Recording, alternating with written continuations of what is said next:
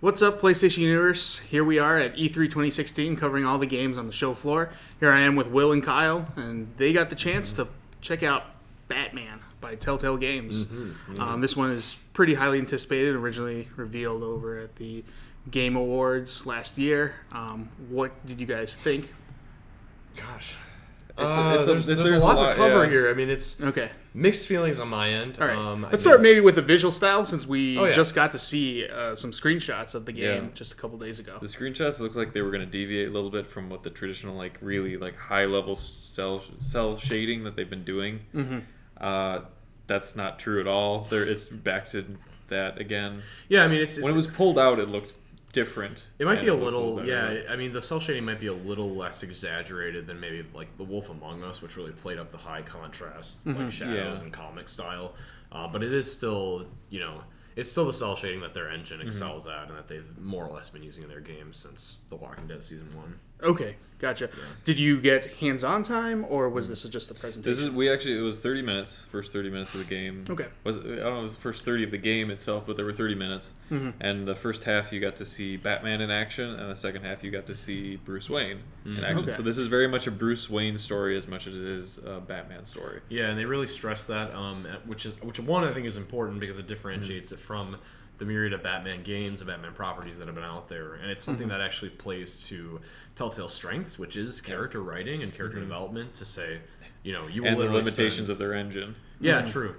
And, which isn't, combat sequences have never been a Telltale game strength. They even freely admitted that in our presentation. So, yeah, the Bruce Wayne thing is definitely interesting because it plays to their strengths, and they literally said 50% Bruce Wayne, 50% Batman. So if you can imagine, there's going to be a greater share of conversation with the bigwigs of Gotham City, your Carmine Falcones and your Harvey Dents. Yeah. Right. I think that will be a really interesting take because we've just seen so much Batman in the media where it'll just have the majority of the film him as Batman.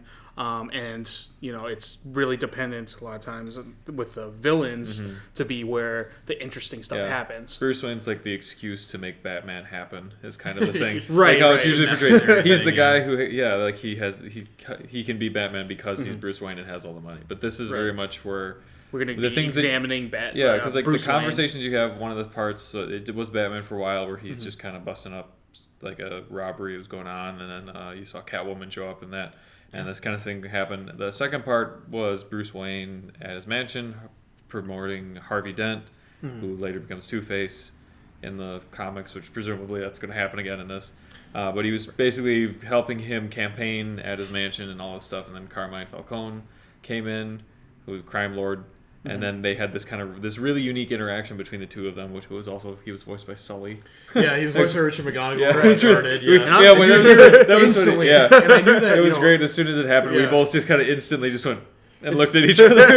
It was a funny contrast to Troy Baker playing Bruce Wayne and Laura Bailey playing Catwoman, because even knowing that going in, which is a compliment to Troy Baker and his abilities, I didn't necessarily hear either of those people in those roles. Okay, nice.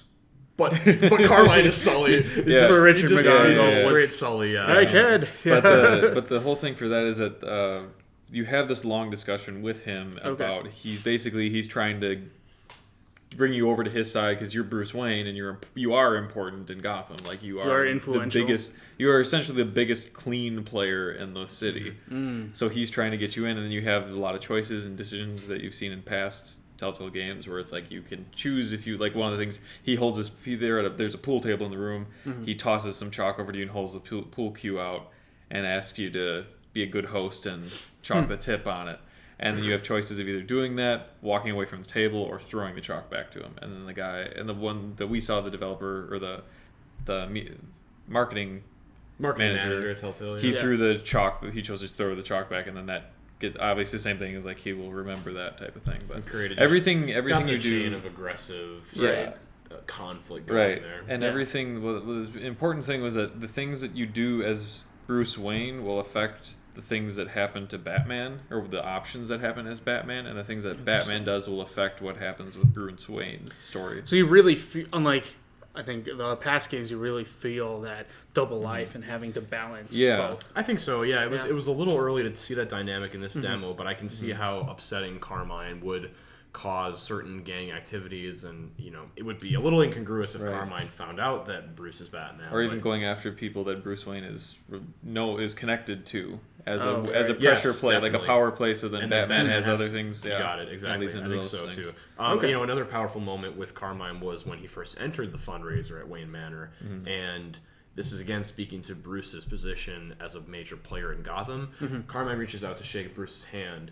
and quick camera cuts show that almost everyone in the hall is kind of glancing over. And one of them is a reporter who snuck in. They're glancing over to see what Bruce does. You have the option to either shake his hand or not shake his hand. And it's a classic Telltale moment with a timed meter counting down, but it just speaks to it's weird. It's almost like usually the question is what sort of Batman are you? And now it's what sort of Bruce are you? Yeah, this is high level city politics. It's kind of like it's politics. There's a dance to it. Him embracing the role of this for the first time you actually really get to embrace the role of Bruce Wayne. As a character more in these games. So. I mean, in terms of technical performance, I think that was something that really stood out to us as well. It is a Telltale game in the truest sense. It's the Telltale engine that we know and deal with, for lack of a better word. And that's what I had said to Kyle right after we got out of it, is that I think people have become accustomed to saying, "Oh, it's a Telltale game," and that's just crap. Like we should demand better.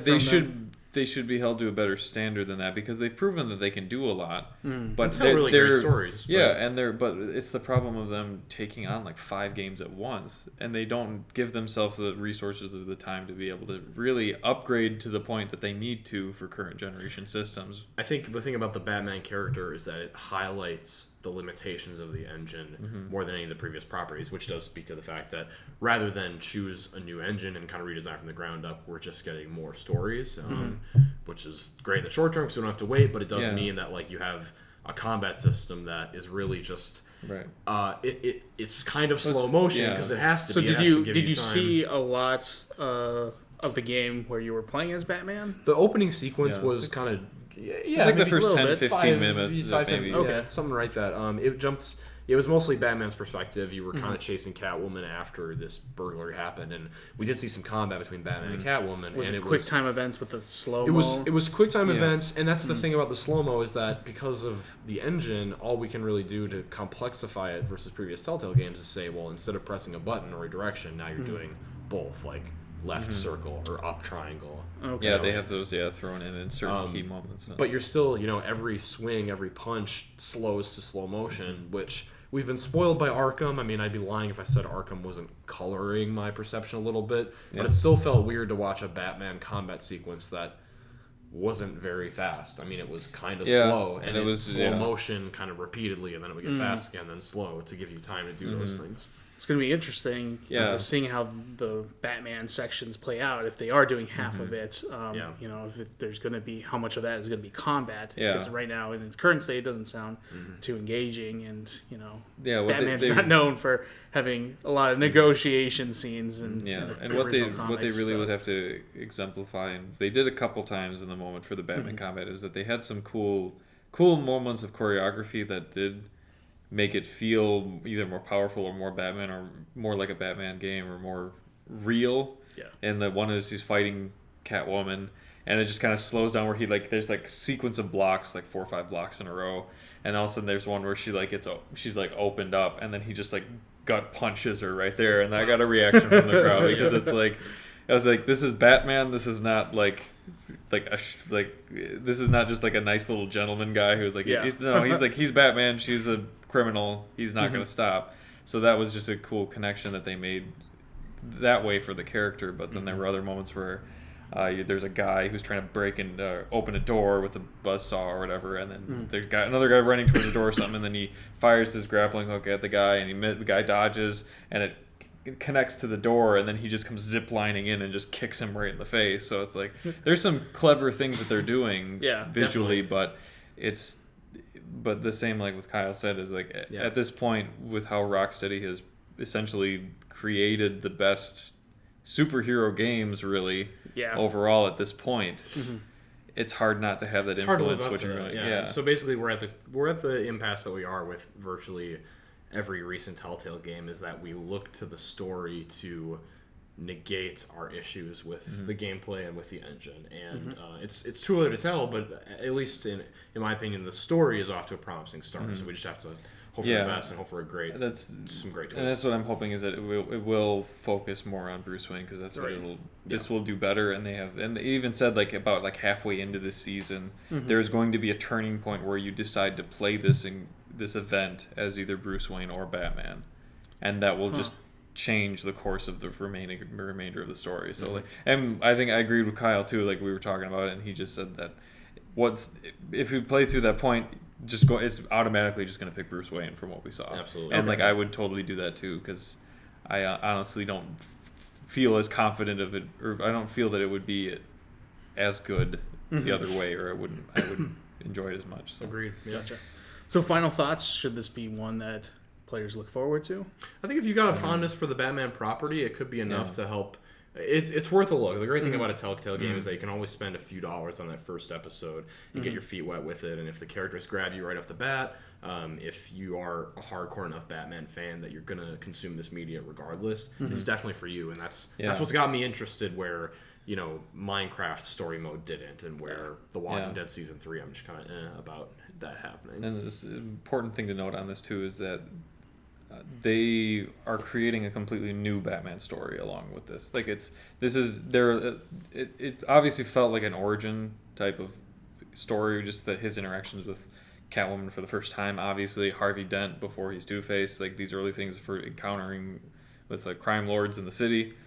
This is a new direction that they're taking, with a lot of influence from other things, but I asked that and they just said that it's a new story. They didn't say where they were taking from, but it's a new experience overall, so you won't feel like you're rehashing the same kind of tired story that's been brought up all the time. So. Yeah, a lot of other mediums we see, we start in where Batman's already kind of in his prime or older, so it'll be interesting. Sure. Well, that was our guys' take on Telltale Games Batman. You can look forward to our review sometime in the future, and keep an eye out on all future coverage from here in E3 2016 Los Angeles. Thanks for watching.